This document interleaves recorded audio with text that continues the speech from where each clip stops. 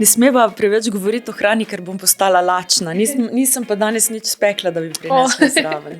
Se nisem spomnila. Sploh pa ustvarjalci smo taki, da nam je to tisti glavni motor, ki nas žene naprej, nas dela žive. Preko glasbe se lahko izražamo v najrazličnejših stanjih, čustvenih stanjih. Ne, niti slučajno. Kako je to izgledalo? Ne, takrat je bila čisto drugačna scena. Mladi so tudi bolj hodili na koncerte. Zdaj je drugače, zdaj je vse drugače.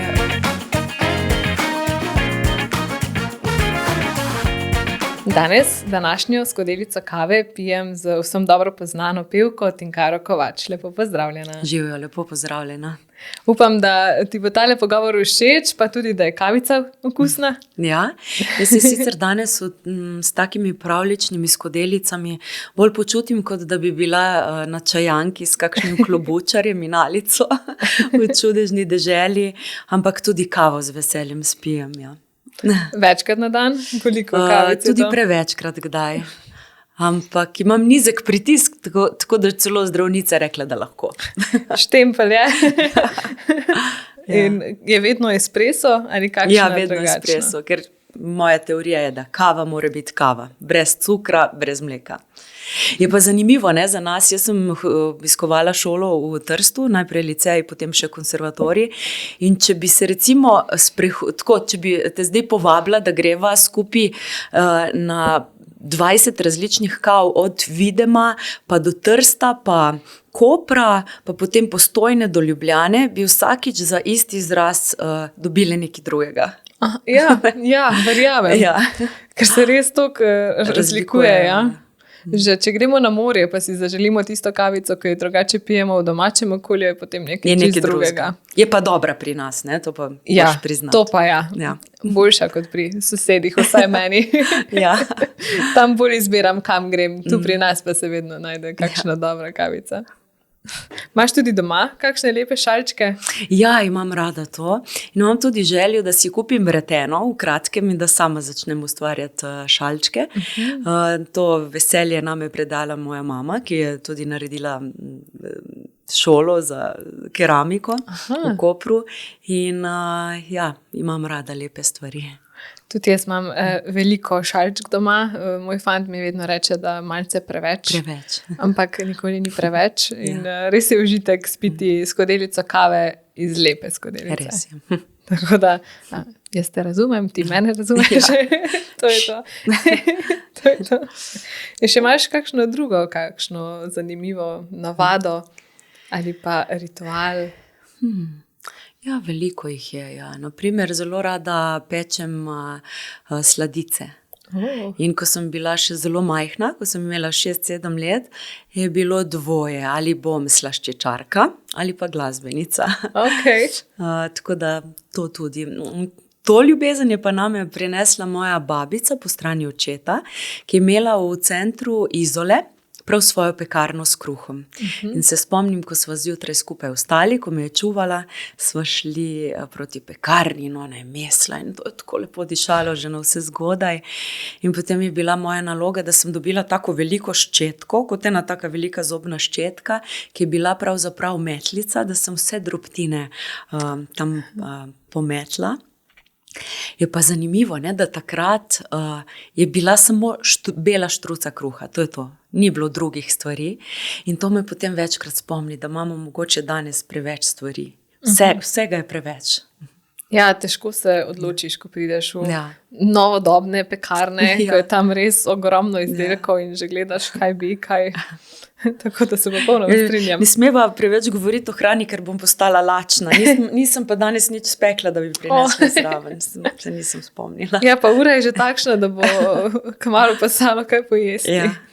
Tako da glasbenica, slaščičarka, velik del tebe je glasbenica, nekaj si slaščičarka, verjetno. Doma zagotovo. Doma zagotovo. In verjetno je tudi tvoja družina zelo vesela, da kdaj kaj izpečeš. Ja, malo se moramo bremzati, ne? Ker tudi vseeno preveč sladic ni zdravo za telo. Ja, sploh pa v času praznikov. Ja. ampak takrat malo pozabimo na Ja. to, a ne? Oziroma, Ja, se zdaj, glede na to, da je ravno za nami december, ne, zdaj bo malo miru. Ne. Bilo je dosti teh piškotov, potem smo doma naredili tudi tisto hiško iz piškotov, jo okrasili. to vsako leto počnete? Ja, O, to prav uživamo. tisto cimetovo. To, Ful dobro. In z vsemi okraski. vse. Še Kot iz filmov. ponavadi damo še kakšnega volka zraven, kakšne Wow. jelene. Okay. To pa jaz osebno ne slišim pogosto, da bi to kdo delal doma. Saj jaz sem vedno to videla v filmih. No, super. Lepo, lepa navada. To mi je všeč, tudi zato, ker potem tako lepo diši po cimetu. In prav praznični čas, ne, in letošnji praznični čas je bil tudi dokaz še enkrat za to, da, kot sem prej rekla, da vedno povezujemo obilje z denarjem, z materialnimi dobrinami, z darili. Nujno moramo iti, kot da bo konec sveta, v trgovino in kupovati in še kupovati.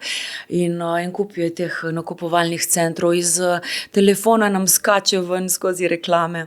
Pravo obilje je, da smo doma v miru, brez tehnologije, en z drugim, in da se obdarimo sami sabo, svojo bližino, pogovorom in kakšnimi takimi dišečimi obredi, kot so cimetove hiške.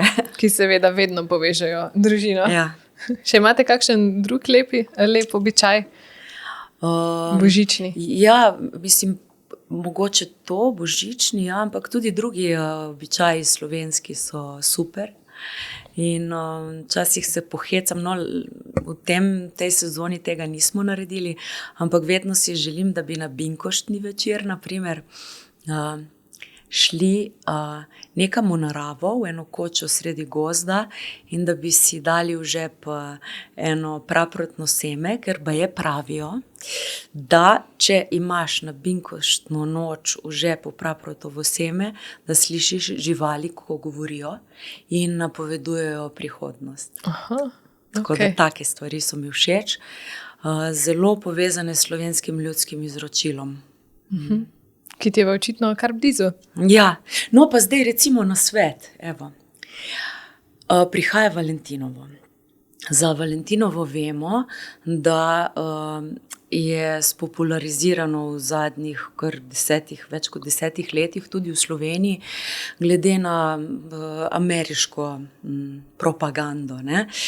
Mi imamo pa Gregorjevo, ki je slovenski praznik, in takrat pravijo, da je pač sveti Gregor, ne? In da se takrat ptički ženijo. In jaz bi takoj zamenjala Valentinovo za Gregorjevo.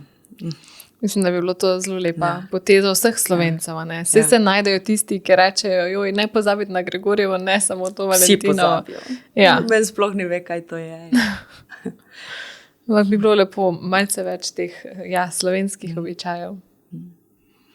Sicer pa mislim, da ne moremo preskočiti pogovora o glasbi, ker je to tvoje življenje. Ne? Res je. Ampak se po toliko letih naveličaš govoriti o tem? Ne, nikoli. Se mi je zdelo, ja. Ker je to verjetno res tvoja največja ljubezen. Ja, to je dihanje, to je del mene in tudi vedno bo. Pa tudi sama misliš, da se te Slovenci najbolj spomnijo tebe in flavte? Ja, mislim, da je to tako, ja. Pred leti je tudi šla ena enciklopedija, v kateri smo bili navedeni rock flavtisti celega sveta, in tudi tam nas je bilo zelo malo. 4 si povedala v enem intervjuju. Tako da sreča, da me moja mama malo rahlo prepričala o flavti. Takrat bi jaz mogoče izbrala klavir, ampak zdaj sem ji za to hvaležna, ker je flavta res nekaj posebnega. No, zdaj, ko si to povedala, sem se zelo spomnila, pa bom povedala še svojo plat. Jaz sem pa klarinetistka. Zakaj nimava danes tega inštrumenta, bi kaj zaigrali? Ja, se še igram. Tudi od nekje 7 let, kot si ti rekla, da igraš. In ko si rekla, sem želela klavir, se mi res zdi, da v otroštvu ti ponujajo kitaro, klavir In nekateri učitelji, verjetno tudi učitelji, ki učijo pihala, vedno govorijo, ja, vsi govorijo, da je samo to dvoje. Ja, In potem jaz, recimo, sem se za klarnet navdušila, ker smo imeli predstavitev inštrumentov in je ena punca tam igrala klarinet in meni je bilo to nekaj posebnega, wow, punca na nekem inštrumentu, na katerem ponavadi, oziroma večinoma igrajo fantje. In mene je takrat to zelo navdušilo. Kaj pa je tebe za flavto? Si verjetno slišala Rapsodijo v modrem in si ugotovila, da si se odločila za enega lepših inštrumentov. Da si se odločila. Ja, pihala so čudovita. Glede moje flavte pa tako, jaz sem odraščala ob meji in tam smo poslušali zelo veliko plošč. In v 60-ih letih je bilo ogromno bendov, ki so uporabljali flavto. In zdela se mi je tak poseben gozdni inštrument, hkrati zelo eteričen. Če je pa to rock flavta, je pa potem to še neka moč in ognjevitost in mi je bilo fajn. Pa še zelo praktično je. Recimo klavirja ne bi mogla vzeti na šolski izlet, flavto pa lahko. Tisti mali kovček, tudi pri klarinetu je tako. In potem sem si vedno hvaležna, ko igramo z orkestrom in pridajo s kontrabasi in podobnimi. S tubo, z bariton saksofonom, s tistimi velikimi kovčki, jaz pa svojega malega, pa tudi flavtistke vem, da mi smo si najbolj hvaležni, kateri inštrument smo izbrali. Sem pa tudi prebrala, da si jih že kar nekaj flavt zamenjala in da so zelo v širokem razmerju tudi cenovno, a ne? Ja, recimo spomnim se, da je bila težava pri flavti tik pred mojo diplomo, ker sem res zelo veliko vadila in to so bile zelo zahtevne skladbe. Ne vem, recimo koncert za orkester in flavto od Mozarta in to je ogromno enih trilčkov in enih lestvic in takrat sem mene 3 flavte v bistvu ne uničila, ampak res sem jih morala zamenjati. In je bila takrat tako prijazna flavtistka iz Dekanov, Alenka Zupan, ki mi je potem svojo flavto posodila, da sem lahko normalno naredila diplomo. Aha, samo za takrat. Ja, če bi tisti mesec, da sem tako vseeno bila skupaj s to flavto, ker vsaka flavta, vsak inštrument drugače ima, pravijo, da ima svojo dušo in drugače funkcionira, tako da potem je ona to posodila in sem to izpeljala. Ja, se moraš navaditi tudi na inštrument. Ja. Je pa tako, da imam tudi različne piščali iz celega sveta. Res? Velikokrat tudi moja mama, ko gre kam na izlet, mi kaj prinese. In sem že tudi napisala pred parimi leti eno pravljico o neandertalčevi piščali. In prav letos, oziroma zdaj že lani, jaz sem še v lanskem letu z mislimi, je bila obletnica najdbe neandertalčeve piščali, torej 30. obletnica. In torej v letošnjem letu, torej 26, pa z kolegi in kolegicami napovedujemo izid nove preobleke glasbene pravljice, v kateri bo tudi neandertalčeva piščal. Okay. Zanimivo. Res ti veliko pomenijo te neki običaji, pa Slovenija in si kar povezana s tem. Meni se zdi, da je nek pomen o tem, če se nekje rodiš. Torej, če se rodiš v neki določeni državi, je bil že namen, da si se tam rodil in da je tam tvoja pot, tvoje poslanstvo. Najmanj pa kar je, da spoznaš svoje korenine, torej sebe in lastno identiteto preko jezika in naravne in kulturne dediščine. Katera je pa najbolj posebna piščal, ki jo imaš v svoji zbirki? Je res kakšna takšna? Mislim, zame je in bo vedno prečna flavta, zato ker sem na njo navajena in zato ker je najbolj točna, tudi intonančno in se z njo najbolj znajdem. Če bi pa zdaj iskala neko zelo nenavadno, seveda gremo potem na neandertalčevo, ki so mi jo izdelali prav iz kosti, ne medveda. Je pa kaval recimo tudi zanimiv, sicer zelo zahteven inštrument. ampak lep, izrazljan in prav poseben. Ali pa recimo ptujska žvegla, tudi ta je recimo poseben inštrument. Pol imam pa še, ne vem, če imava toliko časa, zdaj, ko se mi je odprlo to. Zanimiv inštrument, ki ga imam, ki pa ni pihalo, je brenkalo, je pa avtomatska harfa. Torej, taka harfa, ki je v bistvu v obliki citer. Mi temu rečemo citre, automatic harf pa se reče v Kanadi, odkoder ta inštrument izvira, in ima tipke, na katerih so izpisani akordi in se potem to tipko pritisne, recimo C-dur, in se potem igra in točno tiste strune zvenijo in je res zelo zabaven inštrument. Pa to si kar tako začela zbirati? Čisto spontano sem se pa tudi spraševala, zdaj kitaristov je zelo veliko, ki tudi zelo dobro igrajo, ne bi se z njimi kosala, zato sem se potem morala odločiti za nekaj drugega, bolj preprostega in unikatnega. A ti pa še igraš kakšen drug inštrument? Pa doma zase lahko igram tudi malo kitaro, pa ko komponiram jo malo uporabljam, pa tudi klavir. Poskusila sem že igrati na saks, ampak za oder samo flavta in vokal. Ja, saksofon je pa vse en drugačen nastavek kot za flavto. Čisto drugačen, ja. Se v bistvu poruši, ne?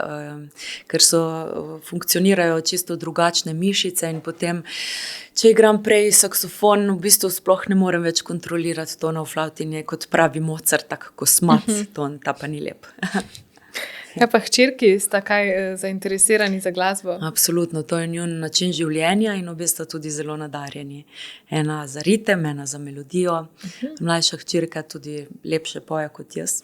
A res? Jaz bi tako rekla, ja. Gala pa fantastično igra kitaro. Kitaro. Ja. Nisi uspela prepričati za kakšno pihalo?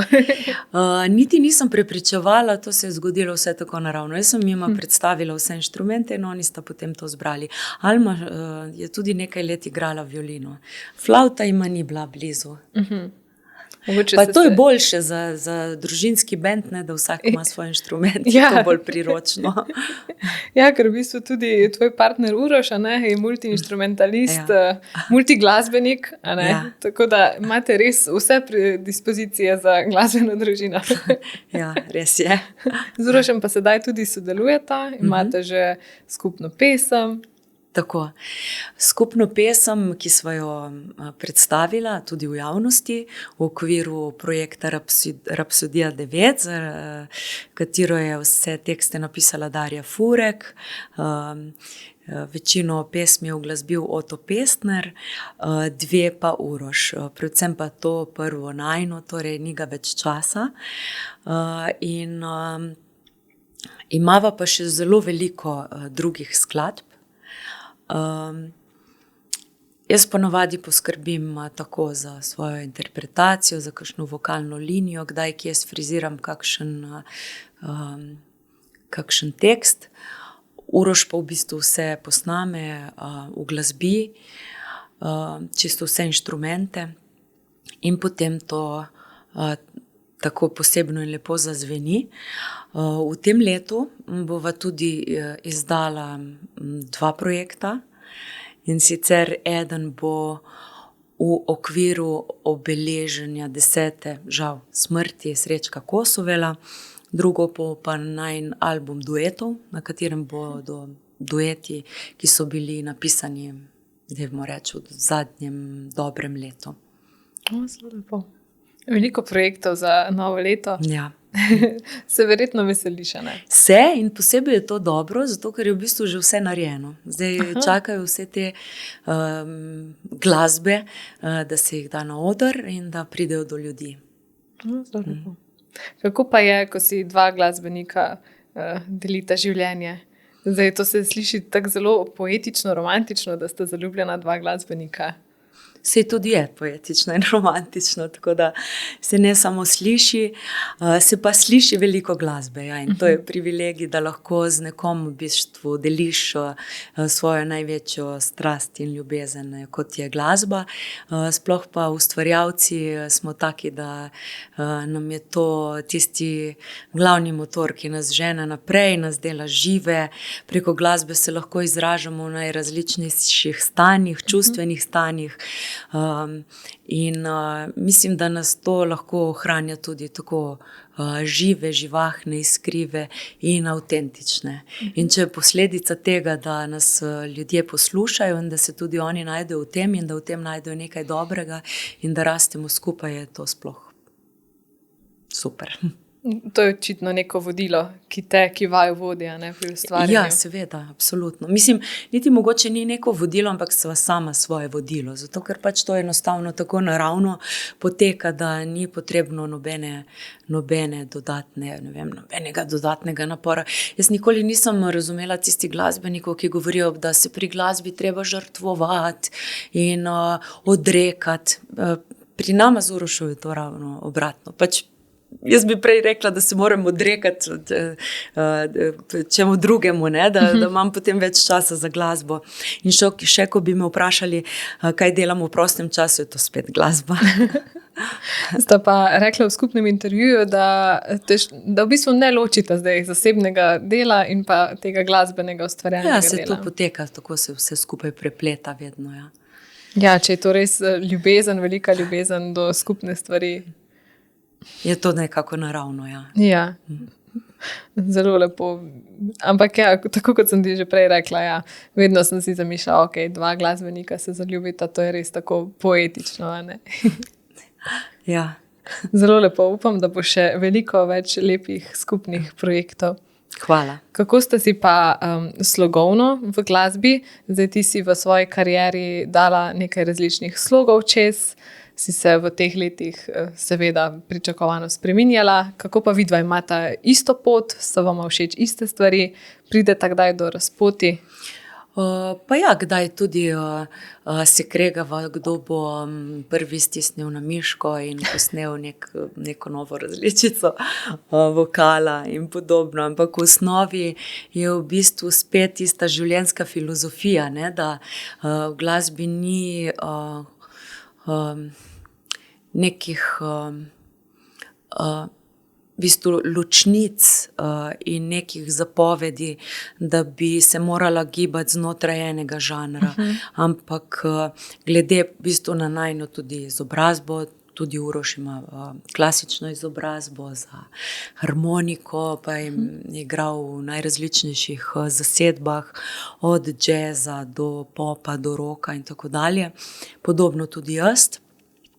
Je zadeva taka, da je to, kot je rekel Paul McCartney, da imava oba en tak ogromen kovček, v katerega sva skozi celo življenje nalagala razne zvočne kulise, razne ritme, melodije, ki jih sedaj s to veščino ustvarjanja in izvajanja samo jemljeva ven in nastaja nova glasba. Jaz se ne strinjam s teorijo, ki pravi, da vsa glasba je bila že napisana. Jaz mislim, da je to nemogoče. Ker vsak je unikat sam zase. Ja. Jaz tudi mislim, da je še ogromno nekega prostora za ustvarjanje, sploh pa za ustvarjanje glasbe. In v katerem delu kovčka se zdaj najraje gibata?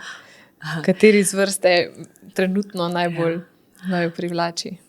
To je tako težko reči, zato ker recimo pride kak dan, ko se mogoče tudi skozi dan nekaj zgodi in je to navdih za neko novo pesem. Recimo Uroš je tudi lastnik svetovnega rekorda, Guinnessovega rekorda, albuma z največ posnetimi skladbami, to je 500. In ko sva se že v tem njegovem projektu pogovarjala, sva ugotovila, da je to pravzaprav nekakšen glasbeni dnevnik. In glasbeni dnevnik se sedaj nadaljuje, mestoma torej za Uroša tudi z mano, ko kdaj kaj skupaj narediva. In je recimo v bistvu prav od tega prvotnega izvira, zakaj nastane ideja za neko pesem, naj bo to nek ritem, naj bo to nek, ne vem, dežne kaplje, ki jih slišiš in se ti potem začne odvijati glasba, ali pa kakšen košček besedila, ali pa nek vzklik, ki si ga čez dan zapoješ in se ti kar tako nekako čudežno pojavi. Ne? Kjer se zgodijo največje čarovnije, to so pa tudi klasični sodobniki govorili, je pa melodija. Ritem, akordi, razmerja med toni in glasbena kompozicija različnih inštrumentov, to skoraj da včasih ima neka pravila, ne? In nekako naše uho sliši določene stvari, ki jih potem zabeleži na trak. Potem pa je najlepše, ko je ta osnova narejena, ko začne nastajati melodija in ta melodija te v bistvu kar sama najde in odnese. In največkrat melodijo pa narekuje prav tekst, ki je pa glavno sporočilo in glavna zgodba pesmi. Zdaj že imava že nek tak, kot neko predavanje na Akademiji za glasbo. Če se vrnem na tistih 500 pesmi, tako za primerjavo, koliko jih imaš pa ti, recimo? Pa jaz, recimo kot avtorica, konkretno tam nad 50, tako da veliko manj. Jaz sem bila v osnovi in sem v osnovi tudi predvsem izvajalec. In zato imam veliko število koncertov, manj pa pesmi. Zato tudi vedno rečem, da tudi super, da zdaj v zadnjem obdobju Uroš meni odpira tudi mojo kreativnost, da bom še več pesmi pisala. No, ker tudi pri 50, ki je visoka številka, lahko tudi ti nekako za nazaj pogledaš v svoj dnevnik. In verjamem, da v vseh teh letih se vidi seveda napredek, ampak tudi neko tvoje razvijanje in seveda, če daš delček sebe vedno v pesem, tudi tvoj razvoj skozi leta. Ja, lahko je napredek, lahko je pa samo drugačna oblika. Napredek mogoče v vokalu, čeprav mislim, zdaj imam recimo več barv v vokalu, ki jih mogoče na začetku kariere nisem imela, ampak je bilo to tako zelo dobro se postavilo, imela sem tudi srečo. Poleg tega, da se pohecam, da je vsak svoje sreče kovač, da sem imela ob sebi vedno take profesionalne glasbene sodelavce, da tisti izdelek, ki smo ga dali ven, je bil res dobro narejen. In če še danes poslušam, na primer, svojo prvo pesem, ki je Veter z juga, pravzaprav ne bi nič spremenila na boljše. Taka kot je super. A se ti potem velikokrat naredi pri ustvarjanju, da narediš prvo verzijo pesmi in ti je že v prvo všeč? Ponavadi je tako, da kar vse paralelno gre in če gre, pomeni, da bo pesem dobra. Je pa dober test tudi ta, da se pesem samo zapoje ob akustični kitari ali pa klavirju in je čisto taka gola in če gre ta test skozi, potem bo pesem funkcionirala, tudi za ljudi. Pa imaš raje manj je več ali pri tem, če greva zdaj pri kitarski spremljavi, potem ko dodajaš efekte in vso glasbo, imaš raje manj je več, pa vokal v ospredju ali... To je čisto odvisno od same skladbe. Če je bolj intimna, je zagotovo boljše, da je čim manj inštrumentov. Imam pa tudi rada cel simfonični orkester zraven. Absolutno. Ja, verjamem. Tisto je pa potem masa in vse okoli. In spet neka druga zvočna pokrajina. Tako je. Kaj pa kakšen tip ustvarjalke si? Ali si premišljena, ali bolj, to je za ideja, jo izlijemo hitro na list papirja. Kako je pri tebi ta proces? A ne ta premišljenost v tem smislu, kaj pali, kot rečejo dostikrat v Sloveniji glasbeniki, to ne. Pač izviram nekako iz sebe in da sem pač čim bolj sama svoja. To je glavna stvar. In navdih itak pač pride sam po sebi, tako kot je. In potem je samo še tehnična izvedba ideje o neki zgodbi. Pa bi lahko izbrala eno pesem, za katero misliš, da je tak najbolj osebno izpovedna ali katero še danes čutiš takšno, kot si jo napisala ali izvajala? Pa v bistvu vse. V bistvu vse pesmi, veliko jih je v mojem repertoarju. Zdaj pa v kateri se najbolj na današnji dan poistovetim, verjetno je to tista, ki bo išla jutri. Tako da vsaka naslednja je bliže meni v tem določenem obdobju. So mi pa zelo blizu pesmi, kot ne vem, Veter z juga, Spet sakori, Med zemljo in zrakom, Brez laži, Bodi z mano do konca, Zakaj?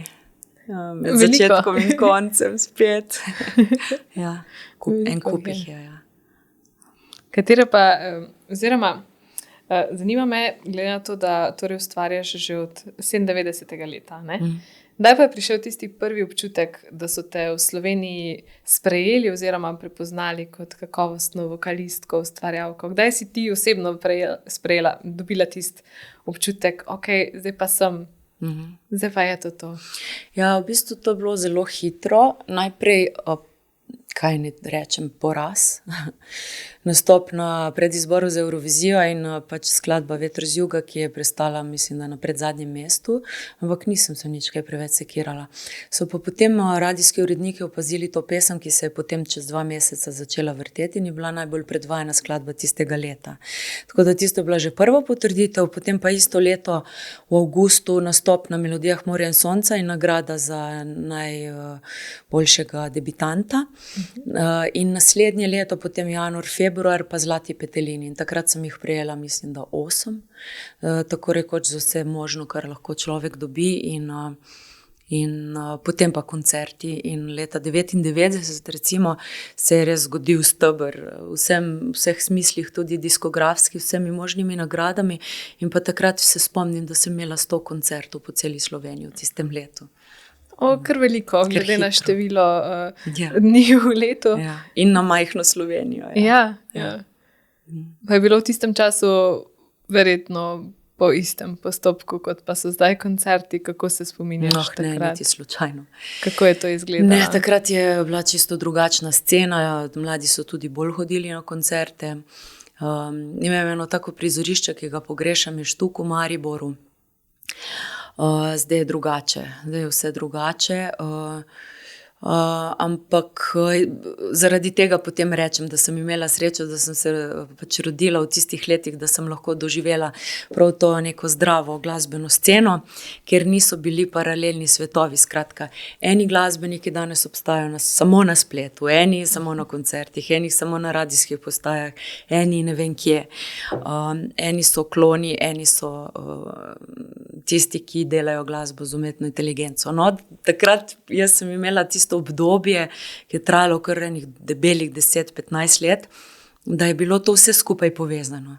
In ni bilo toliko platform, ne, na katerih so se nekateri kot danes tudi zelo gverilsko, komercialno obnašali. Ne. Ja. Verjetno pa opažaš zdaj v današnjem času tudi neke prednosti, a ne, vseh teh platform.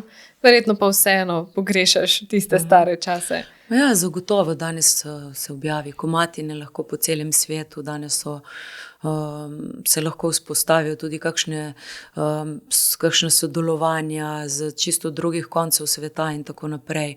Ampak je pa res, da se je zelo spremenilo to in to je minus, da ni več v bistvu radijskih urednikov oziroma, kako naj temu rečemo, internetnih glasbenih urednikov. Vsak poslušalec, odjemalec je prepuščen samemu sebi in nima kompasa. Zato dostikrat pride v ospredje v bistvu glasbe oziroma izvajalci, ki niso tako zelo kvalitetni, so pa zelo podjetni in zelo pripravljeni objavljati vsak dan nekaj na svojih spletnih portalih, ne, in platformah. Tako da to, da se pride direkt da glasba pride od izvajalca, ustvarjalca direktno do publike na hiter način, je dobro. Po drugi strani pa zaradi preomenjene manipulacije, ne, za reklamo, pa včasih tudi lahko poslušalci imajo popolnoma zgrešeno sliko o tem, kaj je dobro in kaj ni. In žal je v Sloveniji ta trend, to pač lahko povem iz prve roke, ker to vidim, da mislijo nekateri izvajalci, da če kupijo toliko in toliko ogledov, da to potem v očeh publike izpade, da če je toliko ogledov, je potem to tudi dobro. To je pa v bistvu vse lažno. To je ena velika v bistvu laž, ki jo nekateri izvajalci sami kupijo. Ja. Dobre glasbe ne moreš kupiti, ne. Zato v bistvu sem kar pozitivna, ker verjamem, da pa koncerti, glasba v živo in tiste skladbe, ki se bodo ohranile v zgodovini in zares in ki se dotaknejo res publike, tiste ne rabijo nič. One pač so in pridejo pravi čas do ljudi. in seveda ostanejo. Ja. In da imaš res zelo rada koncerte v živo, verjetno je to nekaj čisto drugega, stik s poslušalci, čustva v živo, ki jih čutiš, energija. Absolutno, ja. Že od malega nastopam, že od vrtca ven. Moja mama je bila profesor razrednega pouka in me vedno vključevala tudi v razne gledališke predstave, otroške in tako naprej, tako da na odru sem doma. In tam pač ni nekih mask, ne? Tam se ne da v bistvu nekaj zaigrati ali pa nekaj zmanipulirati, ampak tam si samo ti, mikrofon in publika. In pa ta stik, ki verjetno najbolj napolni tudi ustvarjalca. Tako, ja, ta sinergija, ja. In direkten odziv, kar je fajn. Recimo, če bi samo objavil nekdo nekje neko skladbo in da ne ve, kaj se potem z njo naprej dogaja, se nima niti občutka, ne? Na odru pa imaš takoj občutek, kaj se dogaja in kakšen je namen določene skladbe. Ja, ker v bistvu v današnjem času res gledamo, ta pa ima že toliko pa toliko ogledov, kot si sama rekla. Ja. Pa obstajajo kakšni umetniki, ustvarjalci glasbe v zdajšnjem času, pa da jih rada spremljaš? Ja, veliko jih je. Zadnje najmodernejša, recimo Billie Eilish, ki sem jo spoznala preko moje hčerke. Ona je res progresivna. Všeč mi je tudi njen pristop, všeč mi je, da si upa povedati v sobi, kjer je Mark Zuckerberg, da tisti, ki ste bilionarji, morate dati nekaj svojega denarja tudi tistim, ki ga potrebujejo in biti koristni za ta svet, še kako drugače. No, tako da ona mi je kot celota, zelo blizu. In sem prav vesela, ker mi dajo upanje v prihodnost in v mlade.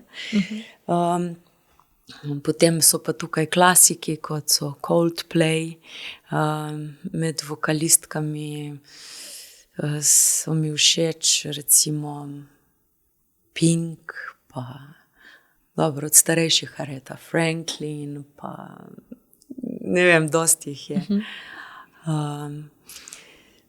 Tako da zdaj bi lahko naštevala res zelo dolgo vso možno glasbo, ki mi je všeč. Večinoma je to pač taka glasba, ki me najbolj navdahne za mojo glasbo, je mogoče res pop rock. Je pa res, da sem v svojem življenju preposlušala tudi veliko džeza, ki mi je tudi zelo blizu. Kaj pa slovenska scena? Na slovenski sceni imamo tudi ogromno dobrih izvajalcev. Nekaj takih sem recimo povabila, ali so oni mene povabili k sodelovanju in sem prav v decembru izdala album duetov. Recimo, ne vem, Perpetuum Jazzile, pa Anika Horvat, pa s Šankroki smo naredili Metulja. Zelo lepo. To. So ti všeč ta povezovanja, sodelovanja z glasbeniki? Ja, so mi. V preteklosti je bilo veliko tega, zdaj se sicer malo bolj zapiram vase, ker imam rada neko svojo izčiščeno podobo.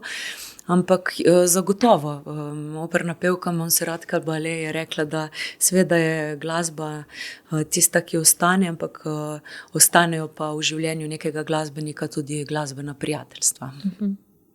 In katero je eno tako res glasbeno prijateljstvo, na katero se večkrat spomniš, si hvaležna za njega, ali pa kakšno sodelovanje, ki je na tebi res pustilo kakšno globljo sled? Mislim, več jih je bilo, ampak eno tako od najbolj surrealnih je bilo, ko sem nastopala z Vatikanskim orkestrom v Vatikanu za papeža pred 185,000 glavo množico in takrat so to predvajali tudi po celem svetu. In to je bilo res zelo nenavadno. Jaz v bistvu, ko sem tam izvajala skladbo in si pripravljala nastop, nisem mogla verjeti, da je to sploh res. Ja, to se sliši kar neverjetno. Ja. Kako je pa prišlo? Mogoče pa ni bilo, ne vem, moram poiskati kakšen posnetek. Ampak ja, to je prišlo na osnovi tega, ker sem takrat izdala v Italiji album Orange v mednarodni različici in je potem založba kontaktirala Vatikan oziroma Vatikanski orkester oziroma njihovo nacionalno televizijo in potem sem bila kot solist, flavtist z njihovim orkestrom. Ja, ker tuji jeziki ti tudi niso tuji, a ne? Ja, nekdo, ki se rodi ob meji, že kot mali v bistvu govori italijansko in mi smo tudi gledali italijanske risanke in smo se potem tako lahkotno naučili ta jezik.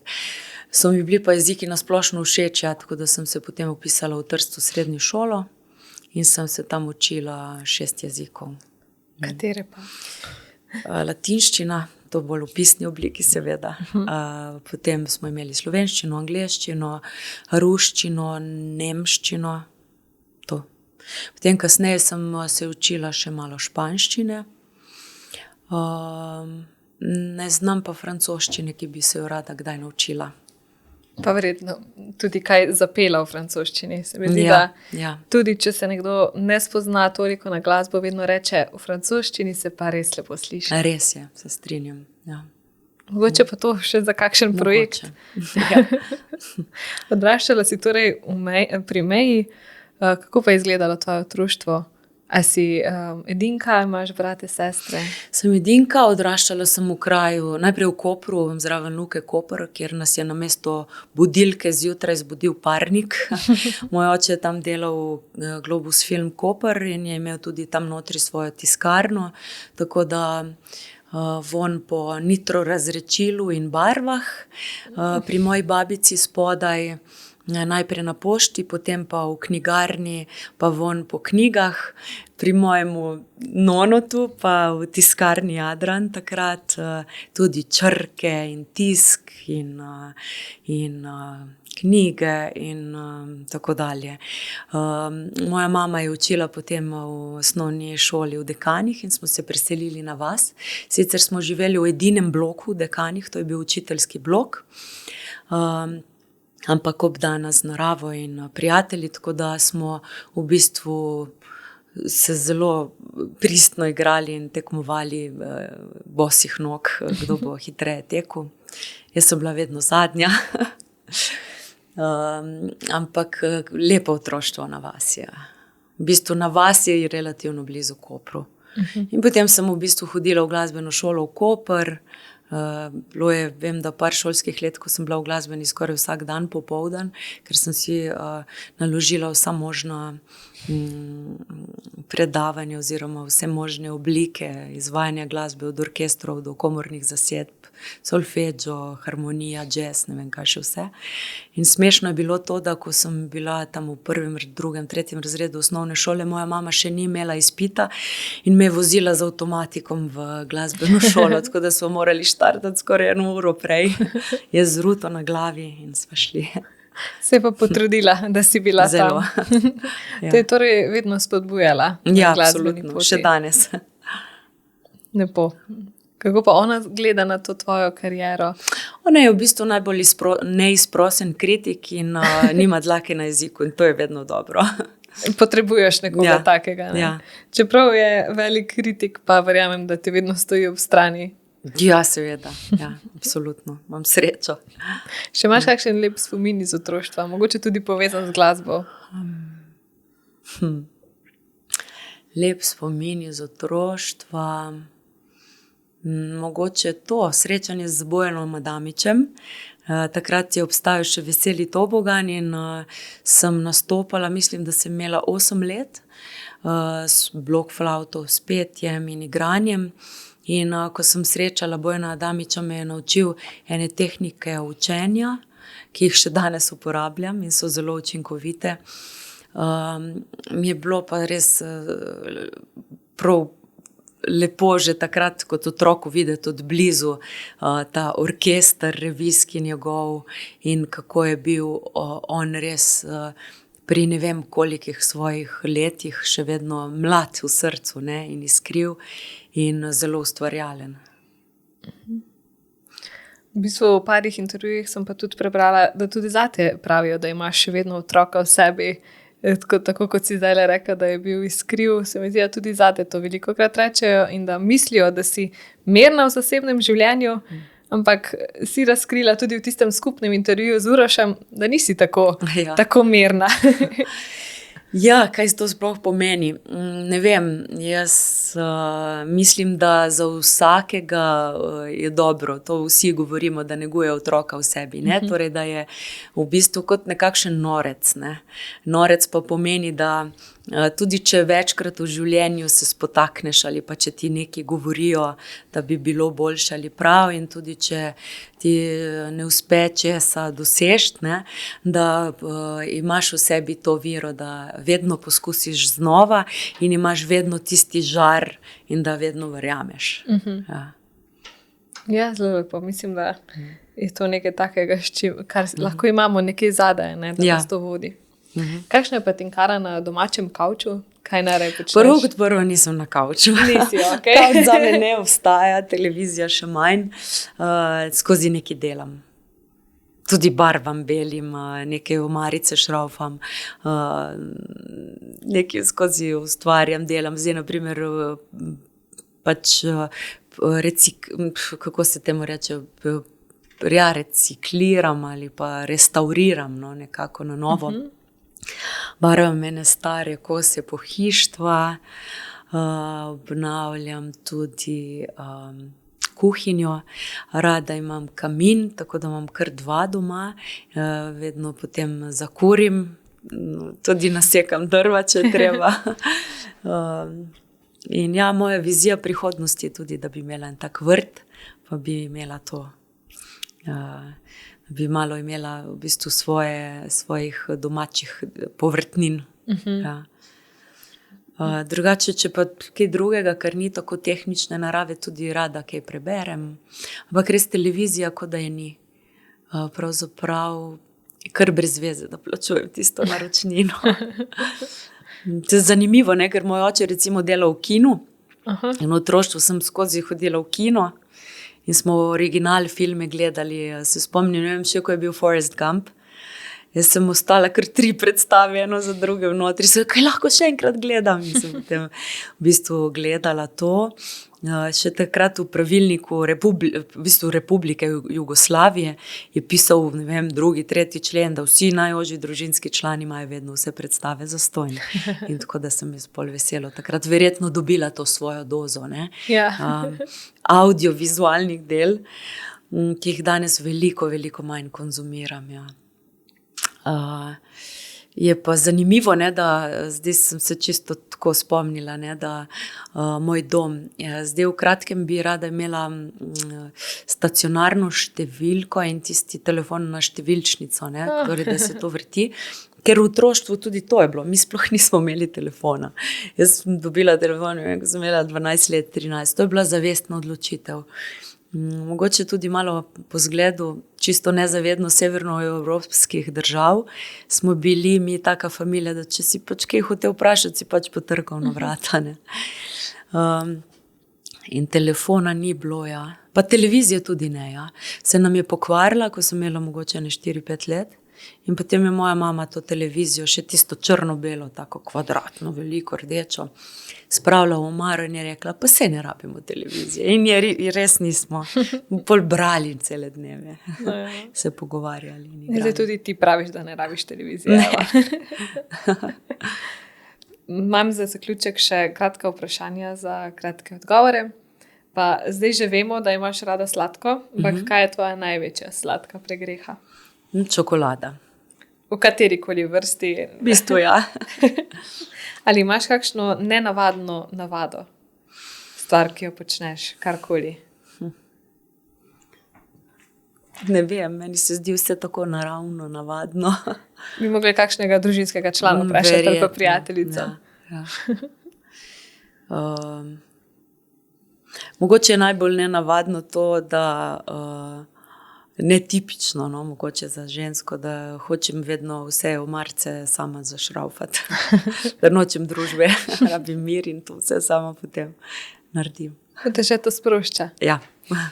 Te je bilo v preteklosti česa strah, pa si to vseeno naredila? Ja, v otroštvu mi je bilo strah, glede na to, da sem bila in tudi dobila nalepko črne vrane, kar ni bilo prijetno, da me je bilo strah malo ljudi. Mislim, sodbe, kaj bodo rekli, oziroma če me bodo sprejeli, ker sem drugačna. Potem se je to mehčalo. Tudi s pomočjo glasbe in kariere. Tam sem bila v bistvu vedno sprejeta. Ali si takšna oseba, da obžaluješ stvari v preteklosti ali misliš, da se vse zgodi z razlogom? Ja, vse se zgodi z razlogom, ker smo si sami krivi. In zato ne obžalujem, samo sebi rečem, zakaj si to tako naredila, daj drugič boljše. Kaj je ena stvar, ki te resnično srečuje? V mojih hčerki. Če bi svoji mlajši različici poslala eno sporočilo ali kaj rekla, recimo, ko si v svoji mlajši verziji pri 20 letih, kaj bi ji rekla? Delaj točno to, kar počneš, in vse bo v redu. In pa še za konec, kaj je najlepši kompliment, ki si ga prejela, pa da se ga še danes spomniš, se ti je vtisnil v srce? Se moji odgovori kar ponavljajo, ampak to, da sem dobra mama. Zelo lepo. Tinkara, najlepša hvala za tale pogovor. Upam, da je bila kavica dobra. Absolutno. Predlagam, da se drugič srečava z inštrumenti. Klarinet in flavta se zelo dobro poročita skupaj. In če bi vedela to prej, bi prišla, ker tudi s kovčkom klarineta, bi te že presenetila. In potem ti ne bi imela druge možnosti izbire. Ampak tudi kava je bila zelo dobra, tako da najlepša hvala. Jaz ne govorim velikokrat rada o čisto osebnih stvareh, najrajši z glasbo se pogovarjam, ne, in o glasbi. Danes je bila pa ravno prava kombinacija obojega, tako da se ti zahvaljujem. In glede na to, da je januar in da je še aktualno, ti želim eno čudovito leto 26. Najlepša hvala, enako. Hvala. Hvala.